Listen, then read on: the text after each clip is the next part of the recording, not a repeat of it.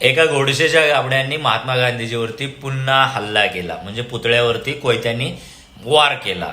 आता ह्या गाबड्यांना हे समजत नाही की तुमच्या बापांनी म्हणजे नथुराम गोडसेंनी RSSच्या पिल्लावळांना 60-70 वर्षाच्या आधी एक एक्झाम्पल देऊन गेलेला आहे. जिवंत महात्मा गांधीला त्यांनी गोळ्या घातल्या तरी सुद्धा महात्मा गांधी मेलेले नाहीत.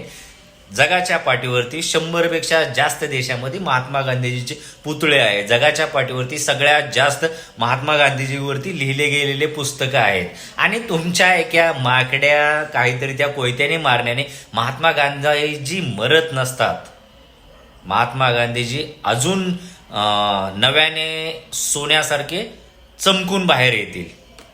आणि तुमची अधोगती त्याच्यातच आहे की तुम्ही आजही महात्मा गांधींना मारण्याचा प्रयत्न करताय. कारण तुमची लायकीच नाही की महात्मा गांधीजीसारखं कोण तुमच्यामधून बनल किंवा तसे आदर्श लोक तुम्ही तयार कराल. RSS आणि सृजन किंवा अशी महान व्यक्ती बनवण्याचं स्वप्न सुद्धा बघितलं नाही पाहिजे. कारण RSS ही एक आतंकवादी संघटना आहे. धन्यवाद.